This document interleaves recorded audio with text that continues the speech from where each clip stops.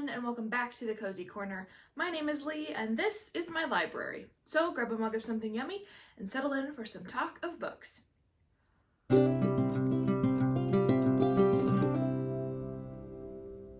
It is the grayest, gloomiest day outside, and so what better day to do my What I Read in October video.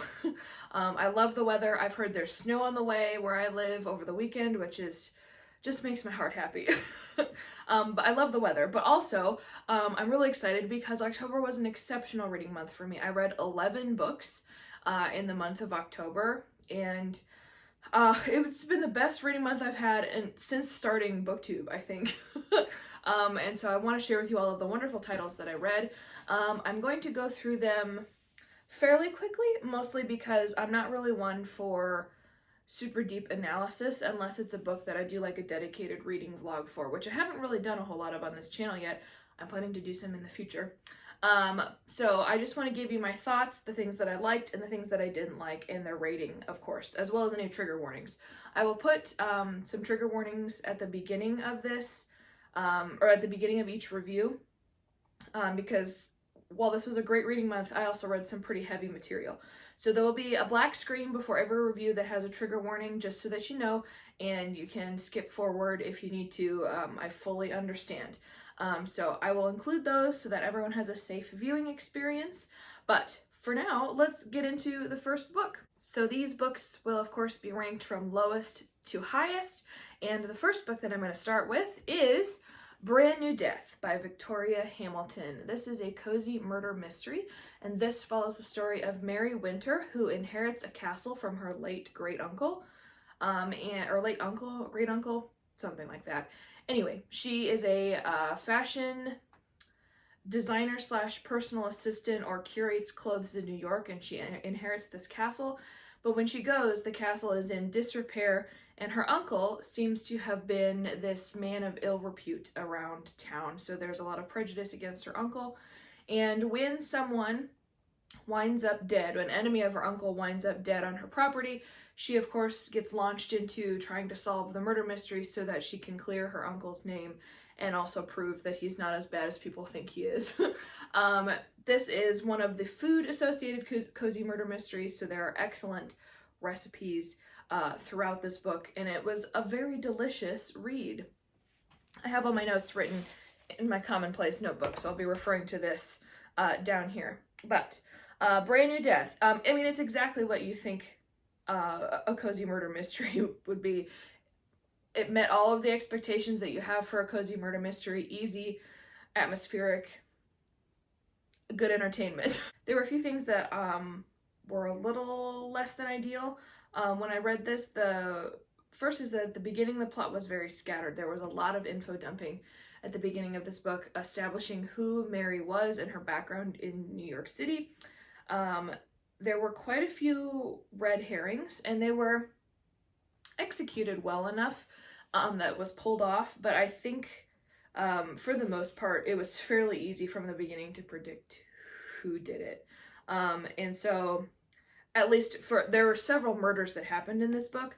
The main one, I was able to predict who did it. So it wasn't necessarily the best executed, but I by no means was upset with how it was written. There was a very nice cliffhanger ending and a very nice slow burn romance set up for the next books to come. So overall, I decided to give this book a 2 out of 5 stars, which my 5-star rating scale is probably different from most people, so go ahead and check that out in the description. It will all be explained there. But this 2-star in this case means it was enjoyable, but not moving.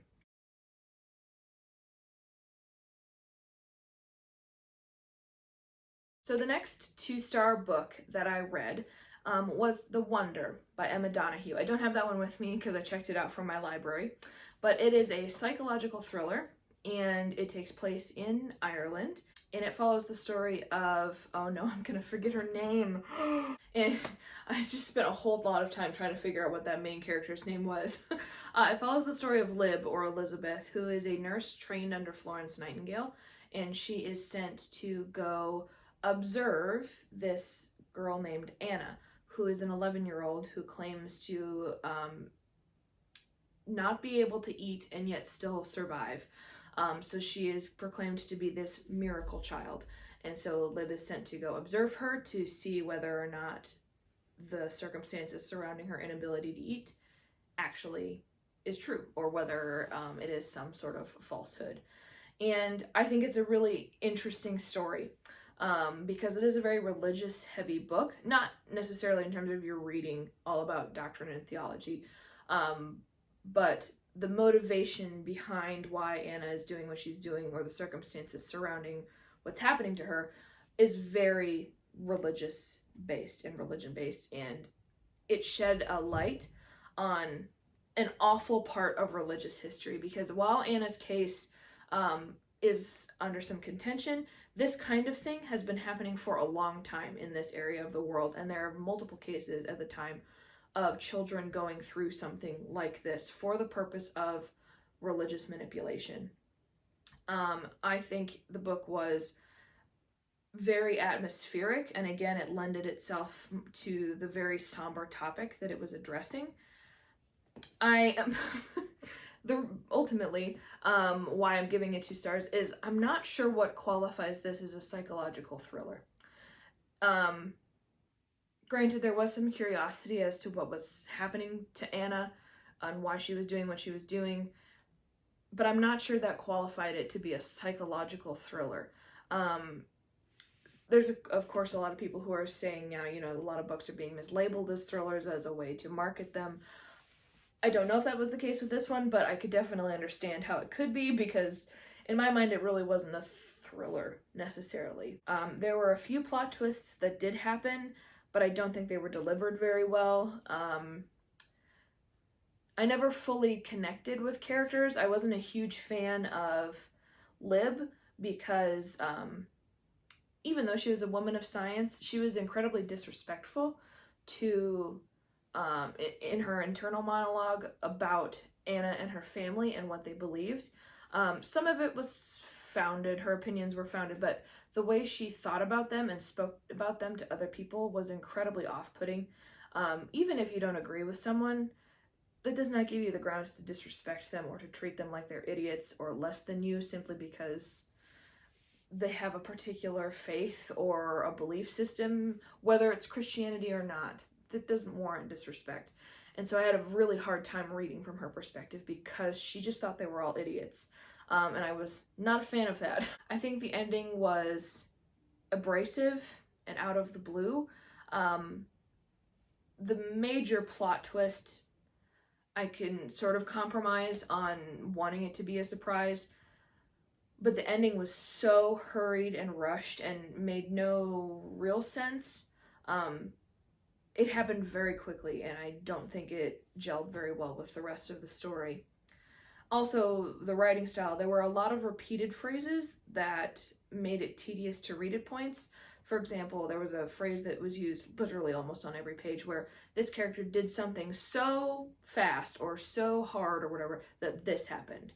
And it was just that way of explaining that all the time. And I was like, oh, I need to keep track of how many times this was said, because it just, that kind of repetition pulls me out of the story and I can't really get it back into it. As I said in the beginning, I think it was an interesting story. And I'm glad that there is something being written about this particular time in history and the awful things that happen with religious manipulation. But ultimately, I think the execution of the story kind of let it down a little bit. Muffin But Murder, also by Victoria Hamilton, and it is, of course, another murder mystery. This story, Mary is still struggling with whether she even wants to keep the castle that she inherited from her uncle, and so she decides to host this big masquerade Halloween party to attract potential buyers or investors into the property. And while she is there, a fairly decent-sized town figure is killed at her party. I enjoyed this one more than the first one. It was much more gruesome and very atmospheric for fall and Halloween. It verged almost a little on horror at some parts. Not fully, it was still very much a cozy murder mystery, but I was like, ooh, this is the kind of stuff that I really like. And it was a nice balance between cute and slow burn romance. There are multiple romances that happen in this particular book. and it was a nice contrast between the two. It's still a cozy, nothing earth-shattering, but I enjoyed it, and I definitely will continue this series. This was actually a series that my family gifted to each other on Christmas. We tend to do that a lot with cozy murder mystery series. If we find a interesting sounding one or one that has a cute title, we will buy it for Christmas and share it around our family to read and enjoy together. Also, I want to say that both of those books have muffin recipes because Mary does bake muffins. That is one of her particular culinary bents, and she delivers them around town for money, to make some money. So we tried a few muffin recipes in there, but her soup recipes in here were exquisite. They were so good. I always like it when the recipes actually turn out to be very good.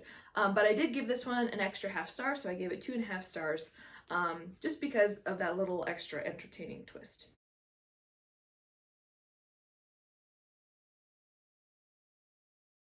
Moving on, I was a little hesitant to change my rating on this one, but I did end up changing my rating and bumping it down to a little lower. And that is A Man Calleduva by Fredrik Backman. I gotta turn my page because I wrote it on the next one. This is a contemporary fiction novel that follows the story of Uva, and Uva is a single man who, well, he was married, but he's a single man living on his own, and he is very particular. He is a bit of a curmudgeon, and this young family moves across the street, and all of a sudden his neighborhood explodes with people bursting into his house and interrupting his life, and about the relationships that formed out of those moments. I am not a huge crier when I read, but I shed several tears for this one. Really more in the first half of the book, where it was actual like tears falling. The ending I didn't really cry a whole lot around, but definitely at the beginning of the book when I was getting used to who these characters were and the stories they were telling, definitely heart-wrenching. I really like Fredrik Backman's writing style. It is very conversational and humorous and frank and poignant, very upfront. There's no super floral illustration. It's very much well executed conversation with characters, and I really, really liked it. I've know a few people who are so confused by his tense of writing, like from what perspective he tells the story, and it is odd.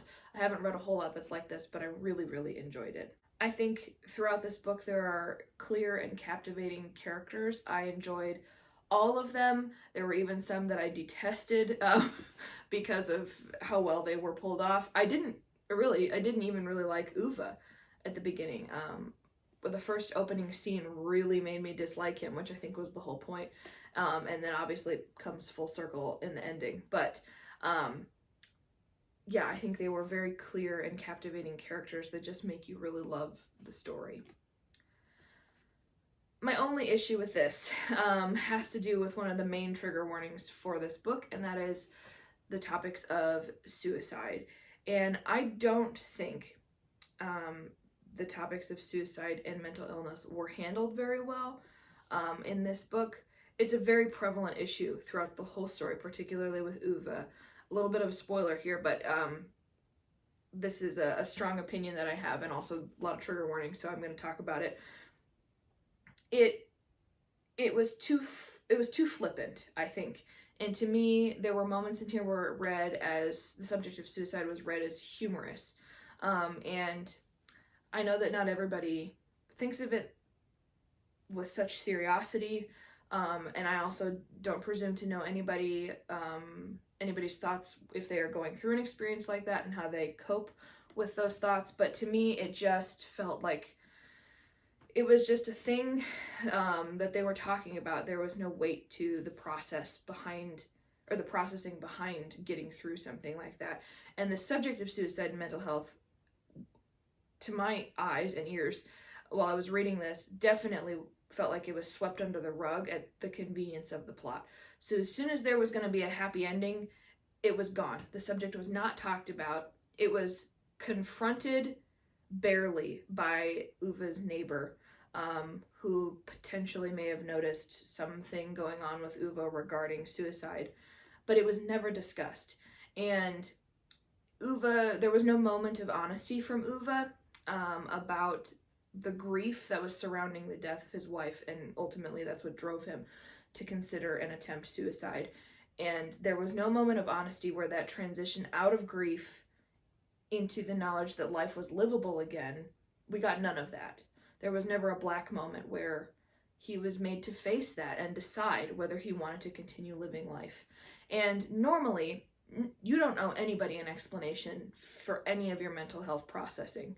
That is your own journey, nor should you feel compelled to share if you're not comfortable with it. It's part of your process. However, the reader is reading alongside internally with Uva, so they are experiencing all of Uva's thoughts with Uva, and so the reader isn't even given a moment to process what they've just been reading or to be able to fully sit with Uva in his grief. And perhaps that's the point.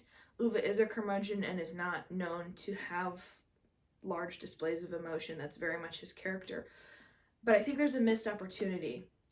If this was someone's first experience with watching someone process through and attempt suicide, I don't think it's handled very well, because they were never given an explanation as to the sometimes heartbreaking moments that have to come with deciding to continue to live. Or if someone is grieving over the loss of a spouse or even a family member, they were deprived of that opportunity to be walked through a time when someone decided to keep living instead of joining their spouse or their family member in the afterlife. I just think it missed the mark. And ultimately, it's why I originally had this as 4 stars, but I think I'm going to lower it to 3.5, simply because the more I sat with it, the more I became uncomfortable with the fact that it wasn't handled well enough, in my opinion.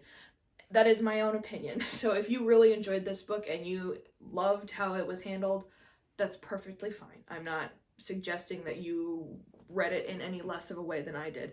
But for me, I wasn't comfortable with how it was left. So all in all, it was an exceptional book, and I really enjoyed it. And I fully understand why Fredrik Backman is such a beloved author right now. And I definitely want to read some of his other work, particularly Anxious People. I think that's probably the one. Maybe Beartown, because Beartown is a little bit of a different vibe than his normal work. But on the whole, I'm glad I read it. It was a book that I had been wanting to read for a long time.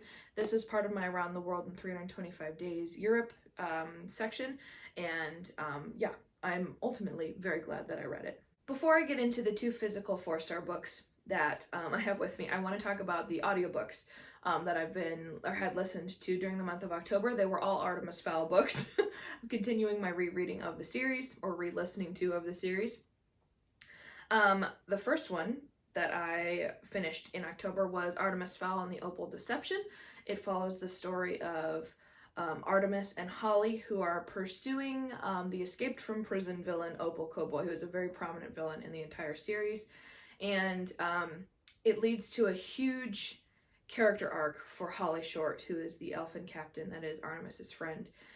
There is a very significant death pretty much at the beginning of the book that changes the entirety of how Holly thinks about magic and her society. It's really good, but I gave it 4 stars. And then the next book that I read in that series is Artemis Fowl and the Lost Colony. And Artemis Fowl and Holly have to try and figure out how to prevent a demon invasion and heal some magical racism that's happening in Haven City and the fairy folks world. So I also gave that one 4 stars. And then the next 4-star Artemis Fowl book was out of order, but Artemis Fowl and the Atlantis Complex. That is book number 7.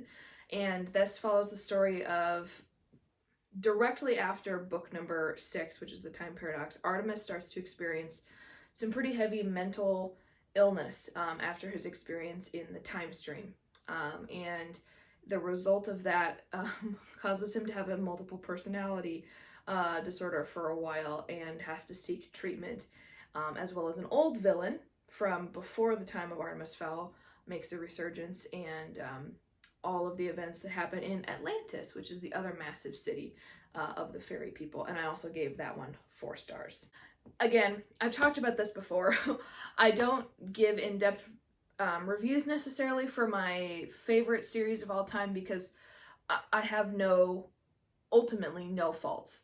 I think it's just why I give lower ratings between 4 and 5 stars. It's mostly just because I enjoyed some books in the series more than others. And it's really just a way for me to distinguish what my ultimate favorites are. So I love them all. And ultimately, there are no problems with any of them. Again, it's just a way for me to know which ones are ultimately my favorite and the ones that I would recommend to anybody.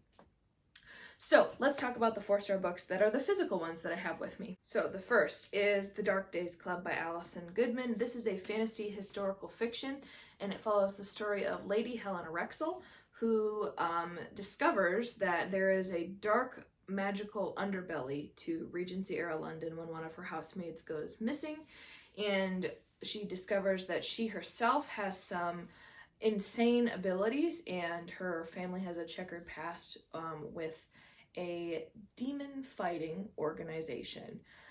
This book really is Bridgerton meets Shadowhunters. Like, that's the only combination that I can give an example of. But it is so good. I thoroughly enjoyed this series. It was excellent writing. I think it's probably definitely on the intellectual side of YA. This is a YA historical fantasy fiction. And I think it's probably, with the exception of Artemis Fowl, the youngest reading level. Oh, I think I have one more that I read in October, but it definitely is on the more intellectual side. So it's a thinky book.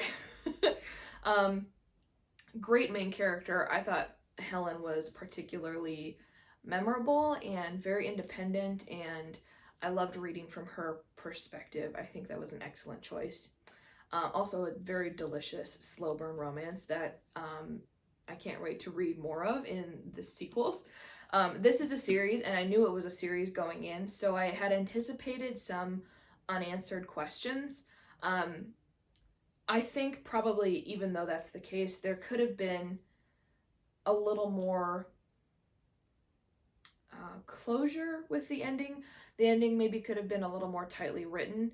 And I definitely think it would have been interesting to have a little more background and world building about the main character's parents.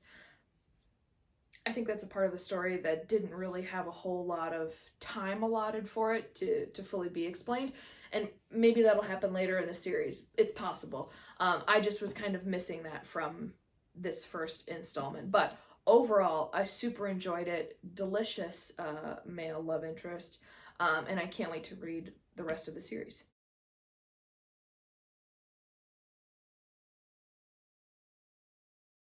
Okay, and the next 4-star book that I read during the month of October was One of Us is Lying by Karen M. McManus. I finally got around to reading this. I was so excited.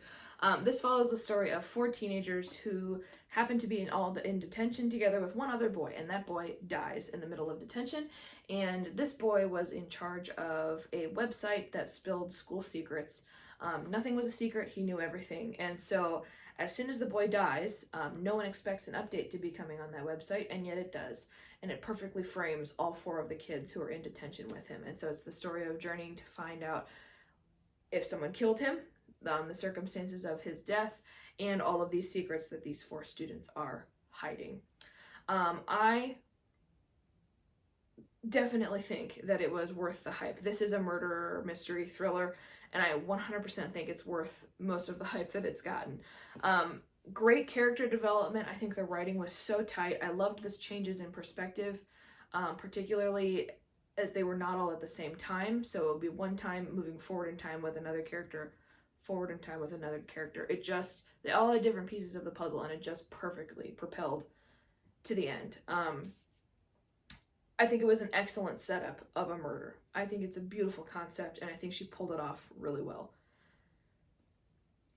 I think probably the only thing that kept this from being, in my mind, a 5-star is that I think it probably could have used more red herrings, or, to offset it, more elaborate or better executed side character motives. There were a lot of side characters in this story, all of whom had a relation of some kind to the murder victim. I think had those been developed more, or had they been explored more, it would have, I think, led to a more tighter, that was bad grammar, led to a tighter ending, or would have drawn out the reveal of what had happened better. Ultimately, I think also that the ending really wasn't what I would have chosen. I think it was a little easy in my mind, but I think she executed it well and pulled it off, and it was very well thought through. So sometimes we get a cop-out ending and it's not executed very well, but she made a decision and she pulled it off, and I really, really liked it. Like I said, I think it's worth the hype. I've watched the first 2 episodes of the TV show. I probably started watching it a little too soon after I read this because I was fresh out of picturing all of the characters and the world. And of course, my interpretation is not someone else's interpretation. So I think I'm gonna wait a little bit to finish the series, but I enjoyed it. I definitely want to read the sequel. I really like McManus's writing, and I picked up The Cousins for that exact purpose. I just didn't get to it for my spooky season TBR, but I definitely want to read more from her. And again, before we get into the 5-star physical book that I have with me, I want to talk about the one 5-star book that I read that was an audiobook, and that of course is Artemis Fowl and the Time Paradox. I think probably it's my favorite of the series. It follows the story of Artemis and Holly, and Artemis's mother is ill with a magical illness, and so Artemis and Holly have to go back in time to find the cure, which Artemis at that point in time had destroyed, even though he didn't know it. And so they have to go back to 11-year-old Artemis, who is still the evil genius, and present-day Artemis is much kinder, and it fully satisfied all of the people who shipped Artemis and Holly together. I will just say that, no spoilers. But anyway, it's all about their journey back to the past to find the cure for Artemis's mom, and a resurgence of another villain that is throughout the entire series. It's so good. I read it, I think, probably in a day, and I have reread it so many times. It's so good.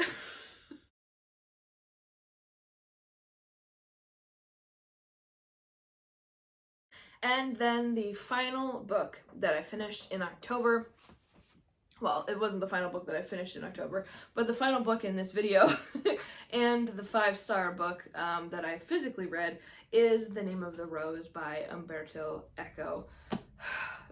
This book is so good. This is a murder mystery historical fiction. This follows the story of Adzo and Brother William of Baskerville. Adzo is Brother William's novice, and they are making a journey to an abbey. And while they are there to be a part of this council between the emperor in Constantinople and the 2 papal seats, one in Rome and one in Avignon, France, at this particular abbey, a monk is murdered. And for the next 7 days, a monk is murdered almost per day, and so Brother William, who is known for his investigative work, has to try and figure out the mystery. I loved how the story was told. It was told through the perspective of Adzo, who is a novice, so a teenager on the verge of taking his vows to become a full monk, and I loved that it was told through someone who is still learning about theology. So he's watching the amazing things that Brother William is doing, who really is a 14th century Sherlock Holmes, if he was Italian. And he is hearing all of this massive debate about theology and doctrine, and he's getting maybe 10% of it. And so you're reading from a perspective that's already limited, and it makes you feel a little better about not getting everything that happens in here. But I just loved how this was written. It was a great combination of a murder mystery and humor and theological debate and discourse. Beautiful, beautiful writing. I think he executed the changes between doctrine and the murder mystery and the descriptions of the abbey and the people. It was effortless. The only thing that I had to work at was trying to weed through the theology stuff, which I was more than happy to do, but I think it was such beautiful writing. I think probably one of my favorite parts of this whole book is the postscript of Umberto Eco on his thoughts of how he composed the story and his thoughts on writing. It was really beautiful to be able to...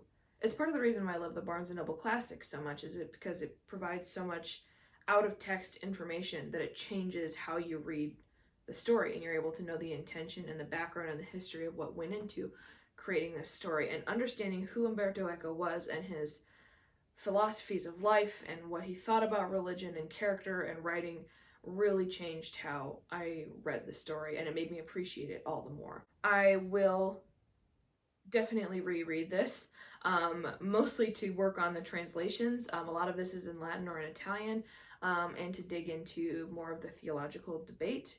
I am fortunate to have a clergy member, several clergy members in my family, not Catholic, so that might be a little of a stretch, but to talk about this kind of stuff with.